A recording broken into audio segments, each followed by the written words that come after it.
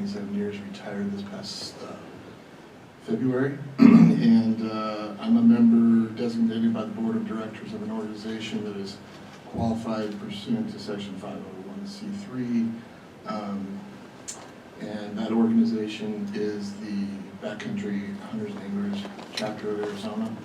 I represent a specific organization described as an affiliate of the National Sportsman's Conservation Shooting Organization. And it's been in existence in the last 5 years. So that's Backcountry Hunters and Anglers. Morning, my name is Richard Williams. I'm from Scottsdale, Arizona. I represent an organization whose membership consists of a significant cross-section of wildlife conservation and sportsman organizations throughout the state, and that organization is the Arizona Sportsmen for Wildlife Conservation.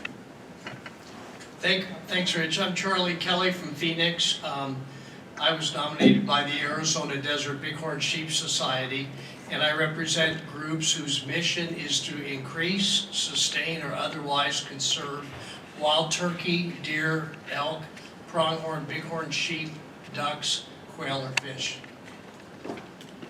Good morning, my name is Pat Madden. I'm from Flagstaff. I represent the public at large and non-gaming organizations. Good morning, my name is Norm Freeman. I was nominated by the Diablo Trust, a 501c3 statewide organization representing ranching, livestock, agriculture. Thanks, Norm. And also, could we have our supporting staff introduce themselves and their affiliation with the board? I know Cindy Freehoff has stepped out of the room, but she is our secretary for the board. Linda, would you like to introduce yourself, please? Linda Pollack, Attorney General's Office. Hello, my name is Patrick Boyle. I'm also from the Attorney General's Office. Great, thank you, folks. Agenda item number 2 is call to the public. Looks like we've got 3 different blue slips here, and if you could limit your comments to 3 minutes. And John Colazar, we'll start off with you, please.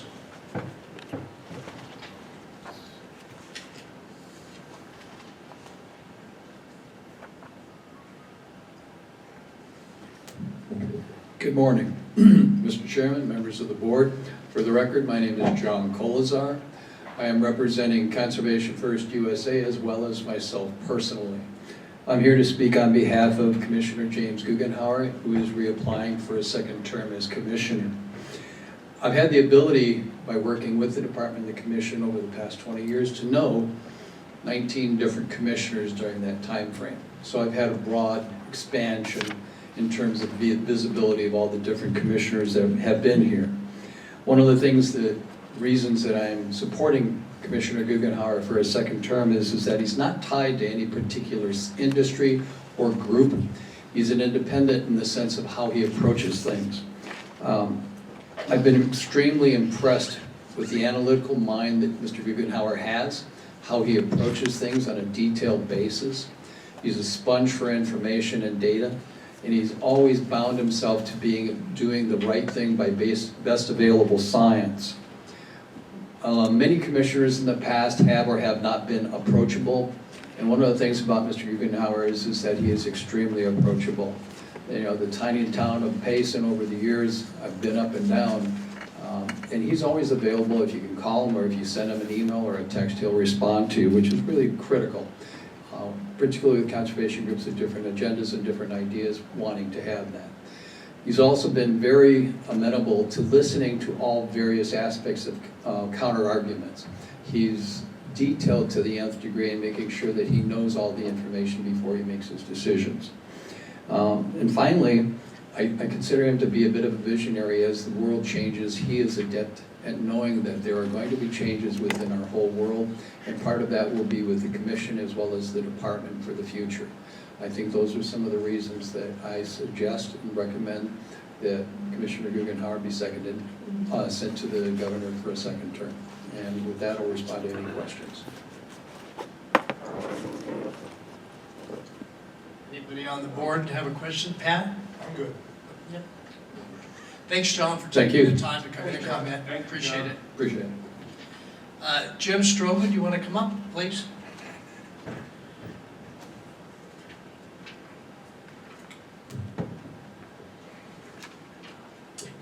Thank you for the opportunity to speak today. My name is Jim Strojan. I am past president of Gila Trout Chapter of Trout Unlimited and the Conservation Chair of Arizona Trout Unlimited Council. I spoke on behalf of Jim Guggenauer when he first sought appointment on the Arizona Game and Fish Commission for his first term, and am grateful for the opportunity to, on his behalf again, as he seeks reappointment. I believe that Jim Guggenauer is an ideal candidate in so many respects. He has extensive managerial experience in multi-million-dollar projects. As part of that experience, he has consistently relied on data to work towards solutions that are sound and get at root causes of the problems. Jim is a valued leader from Gila County and Rim Country. He regularly demonstrates a strong conservation ethic that leads the practice that supports sustainability and best practice management for the health of fish and wildlife in the state. Hunters and ranchers value Jim's keen awareness of the needs of hunters and the importance of ranchers to wildlife management goals. Gila County and Rim Country in particular is the destination for much of the state's population when it comes to fishing, hunting, and outdoor recreation.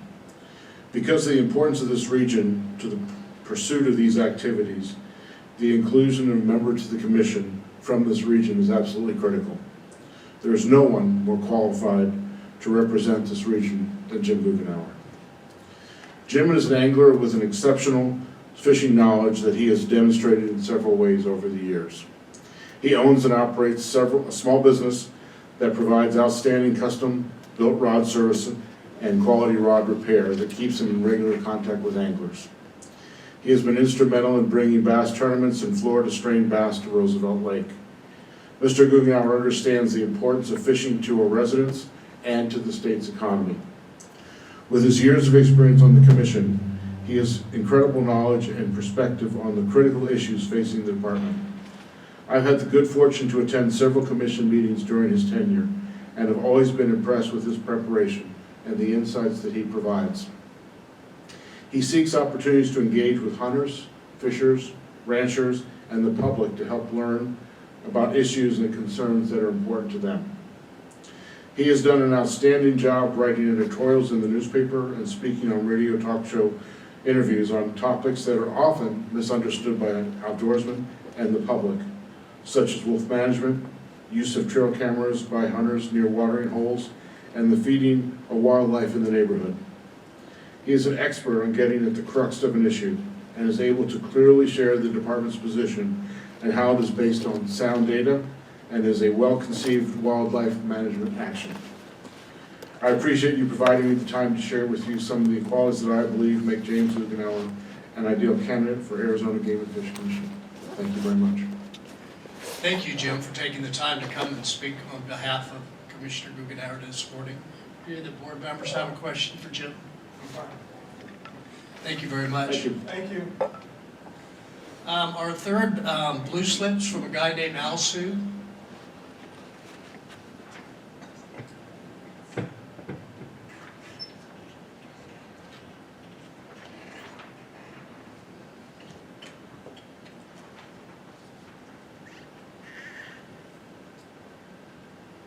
Good morning, gentlemen and gentleladies.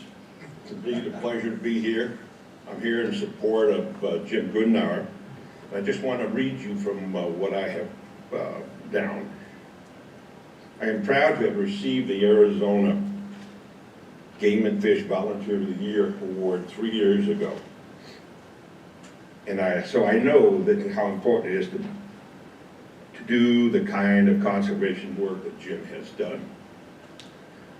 Youth small game, deer hunt camps, trout unlimited, fishing camp, and Pace and Wildlife Fair, just to name a few. He continues to conserve and protect Arizona's 800+ species. Dedication and commitment, not only to the species, but also to the commission, as he has been proven for the last 5 years. Example, he wants to serve another 5 years, and I know Jim well enough to understand this, not just to get his name on a letterhead or a nameplate. Jim brings a perspective of professionalism through his executive business experience. He's a strategic thinker. Bottom line, Arizona 800-plus species will continue to benefit from Jim's next 5 years on the Arizona Game and Fish Commission. Thank you. Thanks, Al, appreciate it. Any questions for Al from the board? Thank Thank you, Al. Thank you. Cindy, do we have any more pink slips, or is that it? Pink or blue? Blue. Blue, did I say pink? Well, at least you're female, so. No, that was it. Okay, thank you very much. We'll move on. You gotta see the others. Agenda item number 3, and that's a discussion of the rules and procedures that we're going to use this morning. It's kind of boring, but I think it's important to share them with everybody.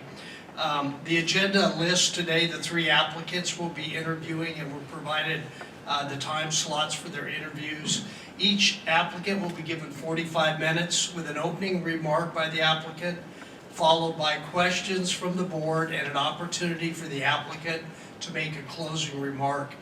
Applicants waiting for their interviews are not permitted to listen or observe the interviews, but once interviewed, may stay to observe the remaining interviews or leave if they so choose. The interview process consists of 2 rounds of questions. Each board member asks his or her first question with an option to ask a clarifying follow-up question. After all board members have asked their first question, board members ask their second question, again with the option of asking a clarifying question. The chairman will determine the order of questioning, and this order remains the same for both rounds of questioning. If the 45-minute time slot is due to expire, the chair will stop questioning at an appropriate opportunity and ask for a closing remark so that all applicants have equal time for their interview. The chair may modify the time schedule as needed to provide for breaks. Following the completion of the interviews, the chairperson calls for a written vote. This vote will be conducted in public this morning. As always, each board member is given a ballot with the applicants' names. Board members have 20 points that they can allocate to their preferred applicants. No board member may award more than 10 points to any one applicant. Board members are not required to allocate all 20 points if they so choose. The members shall then provide their written ballots to the secretary for tallying. The secretary will tally the points, announce the total points received by each applicant, and the chair will entertain a motion to approve a list of candidates to forward to the governor. The board forwards a minimum of 2 and a maximum of 5 candidates to the governor's office. Any questions from the board members or the public on the procedures? Hearing none, we'll move on. Let's start with disclosures and recusals. John Wines, could you please start off? I have no disclosure or Mr. Chairman, I have no disclosures or recusals. Personally, I'm familiar with Mr. Guggenauer from 2 previous CARB sessions and from interacting with him during his 5 years as an acting commissioner. From those experiences, I do not feel I have any reason to recuse myself from evaluating him as a potential commissioner candidate. Patrick Headington, I'm also familiar with Mr. Headington from previous CARB sessions, as well as serving with him on a couple of Arizona wildlife conservation organizations. From those experiences, I do not feel I have any reason to recuse myself from evaluating him as a potential applicant. Israel Torres, I've never met this gentleman and have no knowledge about him prior to receiving his application for this CARB session. Pat? Thank you, Mr. Chairman. My only issue would be with Jim Guggenauer. We served together on the Lake Roosevelt board, and other than that, I wouldn't have a problem making a decision on Jim. Thank you. Norm? Mr. Chairman, the only applicant I've interacted with is Patrick Headington from Yuma Valley Rod and Gun Club, but that was years ago, and I have no reason to recuse myself. There's no relationship there beyond discussing that one. Great, thank you from everybody on the board. Looks like we can go ahead and get started with our interview process. We've got Israel Torres down first. Is he out in the lobby? Thank you.